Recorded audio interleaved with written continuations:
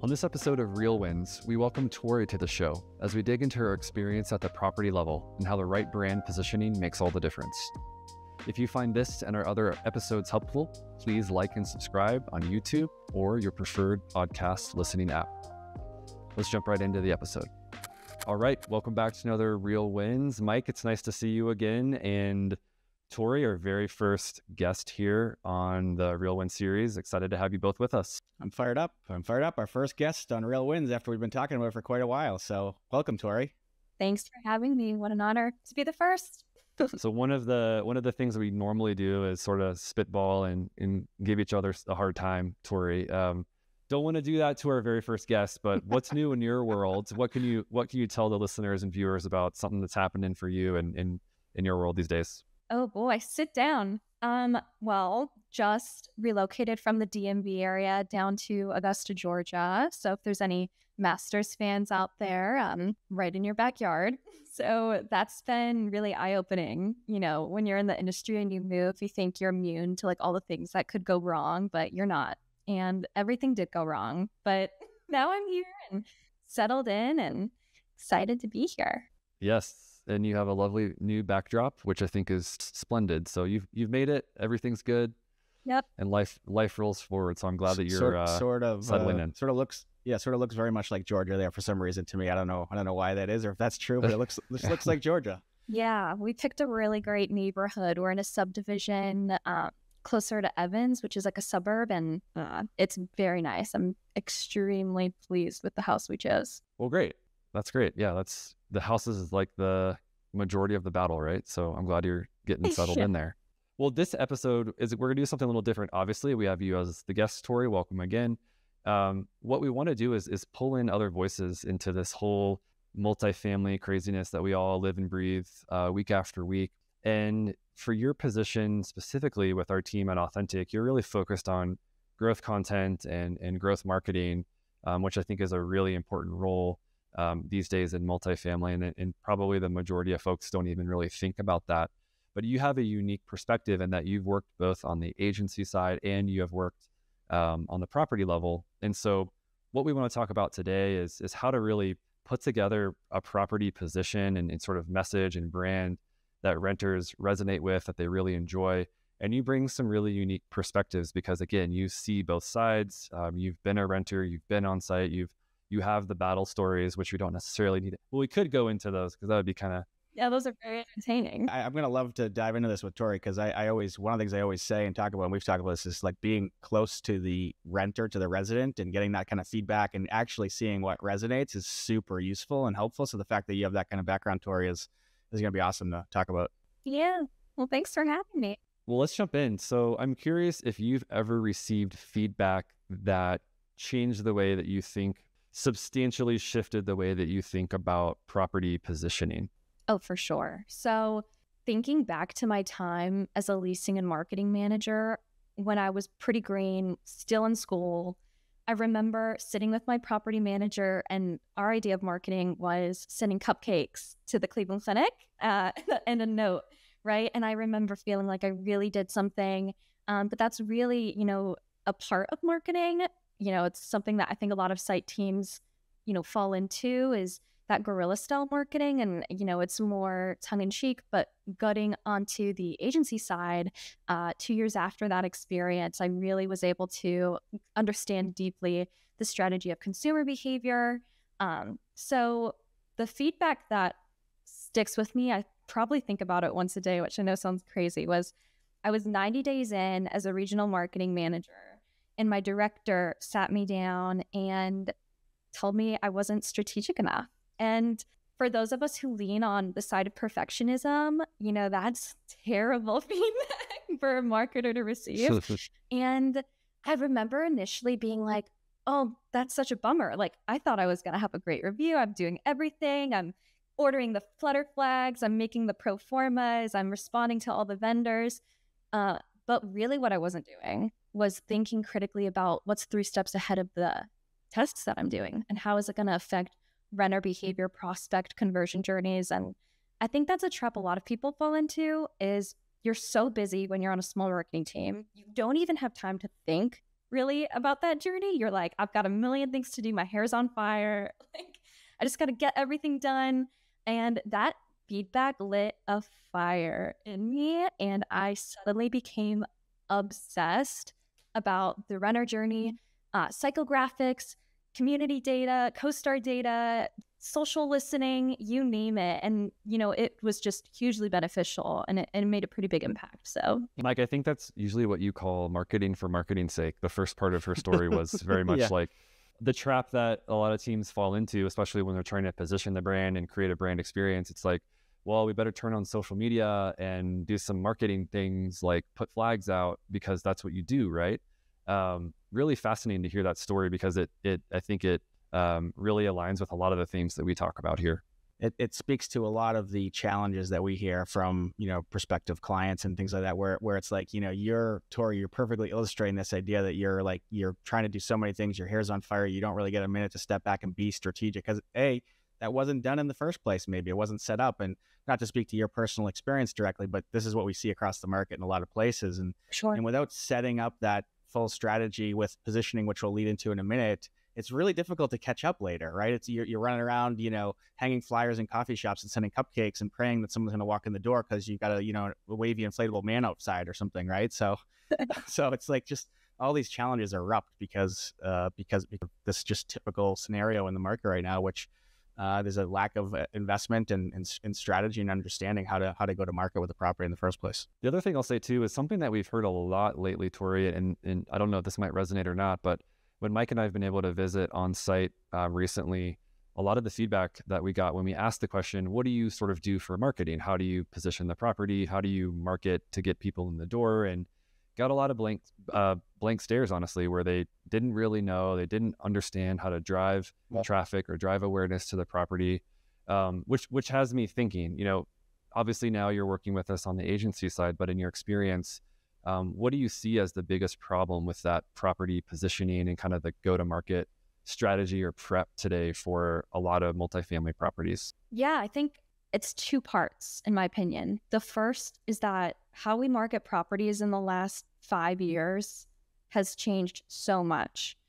Specifically for me, I started in student housing, and how you market a student housing property is way different than how you market a above market rate luxury product. So that, in tandem with COVID, in tandem with the rise of content tools like TikTok and Instagram, and the emphasis on AI and search, it's constantly evolving. And yet my friends in the industry, will tell me that they're, still trucking along, calling the same vendors and getting the updated prices each year. And the overall playbook's not changing. And it's, what's worked years past isn't a match anymore, in my opinion, to today's market. We're historically at a high rate of inventory. And, in contrast with that, just what it costs to qualify to lease a $3,000 studio a month, for the average person making the average salary, that's out of reach. So how do you create a property positioning story that reaches qualified renters in your area and also adds value to the product? And, it's more than ILS packages and, banners and open houses. It's so much deeper than that. And from my experience, what's been a key driver there is having a, story and a positioning that's really beneficial to what motivates people, not on a demographic level, but on a psychographic level. I think, and I've experienced lease ups that have gone perfectly. We were way ahead of schedule. Our residents were exactly the people that our marketers told us, we were going to be trying to reach. And we had, awesome reputation, awesome word of mouth. But then on the converse, I've had properties that I've been marketing and the playbooks were the same. And I'm like laying awake at night wondering how we're going to hit our goals because we're paying so much for apartments.com and we're not getting any good leads. So I've truly been on both sides of the spectrum. And from my experience, it's definitely that first option. The point you make is perfect. Perfectly illustrates this idea of like, oh, I'm just going to put a couple of ads up on apartments.com or do some pay-per-click ads or whatever, and rely on that rather than creating carving out a differentiated positioning in the market so that your product is different and it can attract an audience that you expect it to, based on this kind of positioning that ideally carries throughout the brand, the visual branding, the ads, the messaging, even the talking points that the leasing team is using on site as well. That really makes the whole sort of leasing experience not only be accelerated for the developer, but just be a better experience for the residents in the first place. That's right. We have these couple notes in front of us just about this, and like the idea of getting beyond buzzwords and kind of like fluffy language. And I know that we always rag on the word luxury living and all of that. And that's all fun and fair and, in good fun. But I think the point that, kind of you're making, Tori, is really all about, there needs to be a reason why renters are interested. There has to be a story that connects on a level that it's deeper than an apartments.com listing, because as Mike and I talk about, you can be in a great position on apartments.com, but you're right up there next to your top 5 competitors. So at the end of the day, it's a price comparison. And what we really are trying to do with this positioning is, what's the lifestyle that we're going after? What's the type of person that's going to be interested in that lifestyle? Thanks for listening to this episode of Transforming Cities, brought to you by Authentic, delivering premier multifamily brand experiences and smart digital marketing.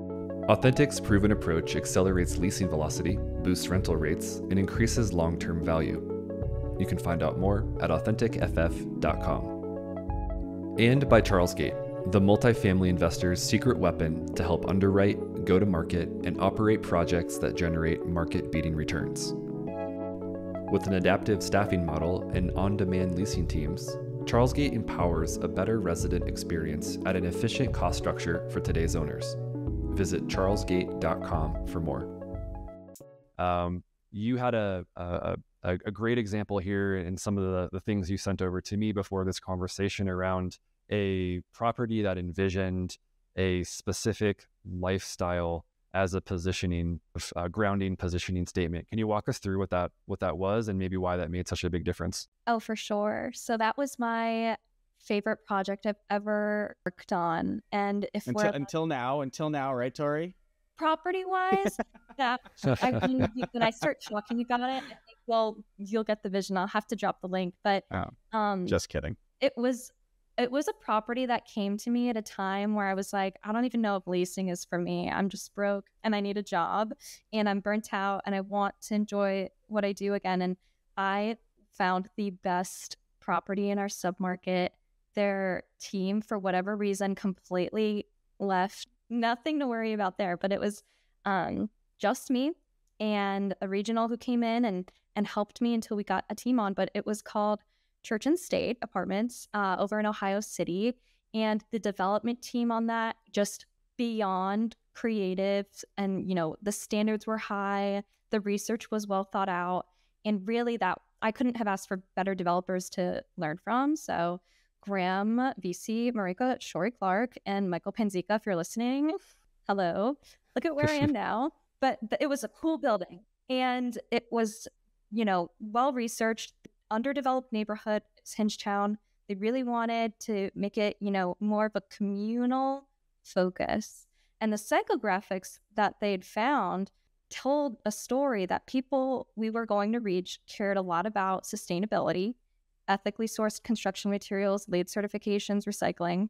They cared a lot about local business, like no corporations allowed. It was a really great part of town where you're just surrounded by one-of-a-kind coffee shops and dive bars and pierogi places. And that was also really impactful. And then lastly, I have no idea how this works on the back end, but we were able to get approval to not breed restrict. So psychographics also told us that these people have pets that they love. And, there's a lot of people out there who have huskies and pit bulls. And, as long as they're on leash and they're following resident guidelines, they were harmless. So through those psychographics, we were able to really tell a story of togetherness. And, especially this was during COVID, togetherness was not part of the plan. So every part of the amenities were just so thought out. Like when we were selling and working, we weren't allowed to be in the leasing office. There wasn't even a real leasing office. There was a big long table and we all had to co-work with the residents all day while we worked. And that established an incredible sense of community, accessibility, and trust because people got to know you. And eventually, when we would have tours come in, the residents were like commercials for us because we'd have a tour walk in and they'd say, oh, you're going to love it here. It's so great.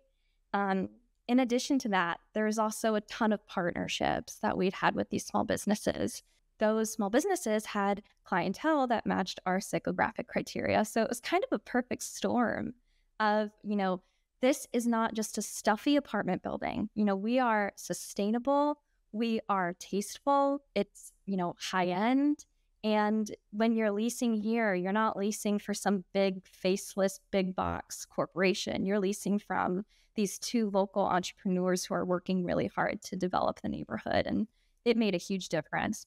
From my recollection, we are to this day the only community in that entire submarket with a 5-star reputation score and over 250 reviews. So it worked. I think that perfectly illustrates, I haven't been there or seen it or whatever, but I think it perfectly illustrates from your story there, like how developing positioning earlier such that it actually kind of flows through to how the building's designed, how the amenities are laid out, how the working environment of a management or leasing team is set up in there, so that all these things like work in tandem and make a really amazing resident experience.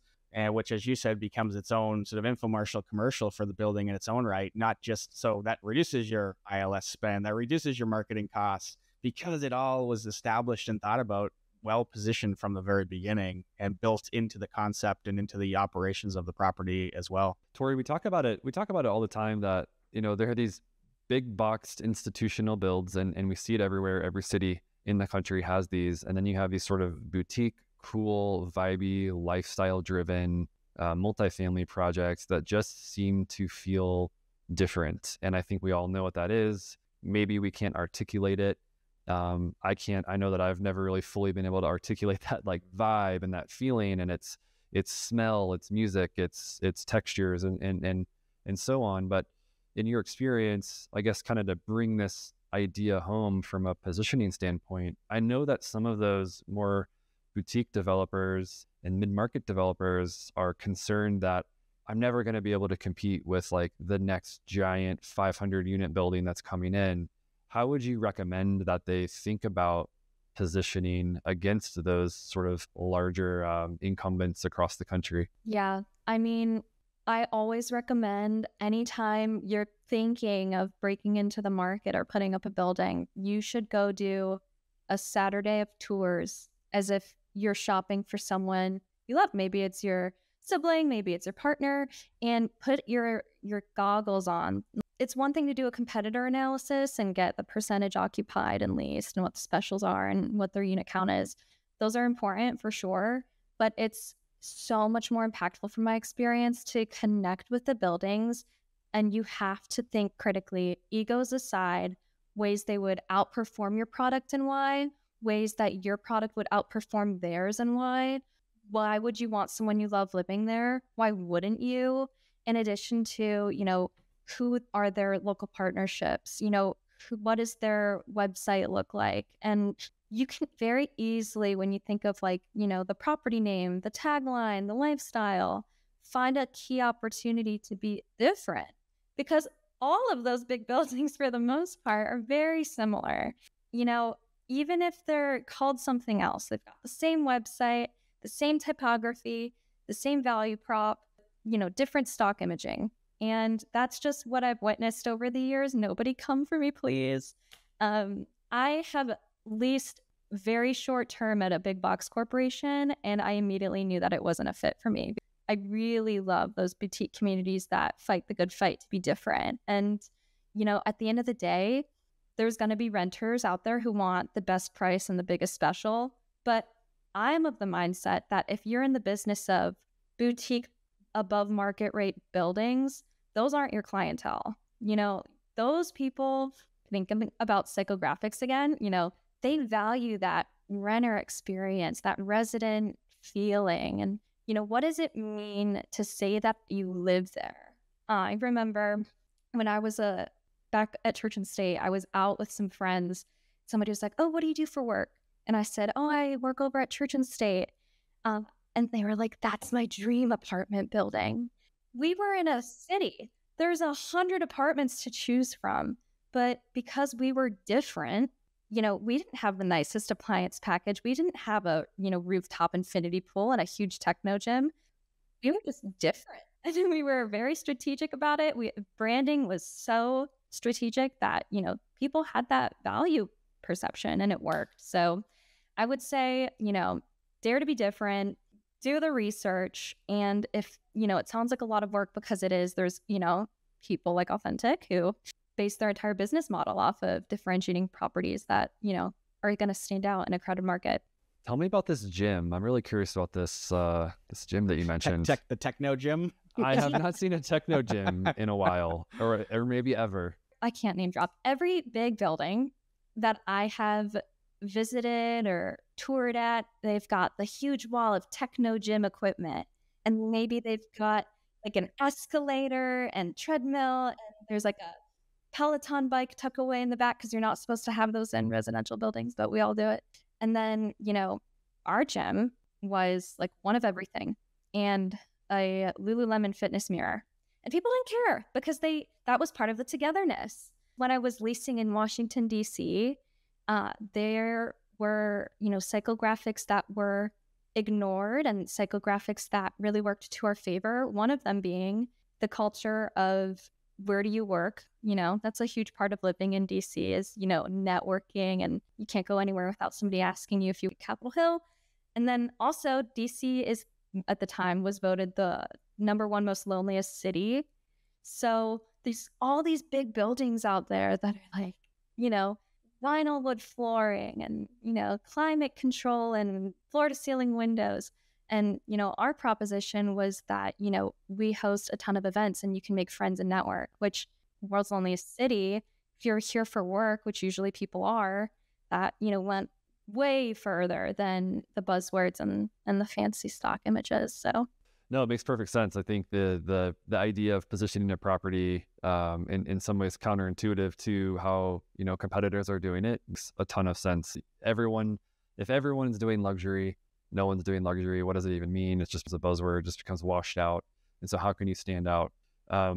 Mike, Victoria, before we jump off, any final thoughts about this topic? I'd love to get your closing thoughts. No, I mean, I loved hearing directly from Tori about her sort of boots on the ground experience at a few different projects and buildings. And really, these are all the things in a lot of ways that we've talked about, Chris and CA from our own eyes, but like, actually hearing it firsthand and sort of real world on the ground. Someone was talking to residents, seeing the response for residents. I love the I forget the exact phrase used, but something like the residents become a commercial for the building. And that's what really makes this work. The residents have this amazing experience. You're attracting the residents that are the perfect fit for the property. They love the property because they're the perfect fit, and then they become commercial for the property itself. That just absolutely accelerates or keeps your occupancy high, reduces turnover, it makes everyone happy, and it all really works well. But it all starts though from the point of actually creating a differentiated positioning in the market, which is something that I think is almost missed, far too often in our industry. I would agree. And I think we could have a whole nother conversation about this, but it costs money to do the research and to dig deeper. And, a lot of times that is where the competitive edge is if you invest the time into the data and the market statistics and the, local neighborhood rhythm, you will see that ROI back. Because like I said, our building had high renewal rate. We were, telling people for weeks that we had no availability because nobody would, break their lease, and everybody renewed. So on top of that, reputation scores were high, and just the overall building prestige. That's something that, unfortunately, doing it the old way and the traditional way, you just can't have that. And maybe you can have parts of it, but at a much higher cost when you're pouring it into ads that you're bidding for, conversions. I think that's, a whole nother conversation, but it's been such a pleasure talking with you both and, sharing my marketing story, and can't wait for Luke to make me sound coherent. You've done a great job. So thanks for participating, being our first guest, Tori. And Mike, I really appreciate you being here as always. It's another great conversation. So thank you both for joining us. All right. See you guys. Awesome. Thank you.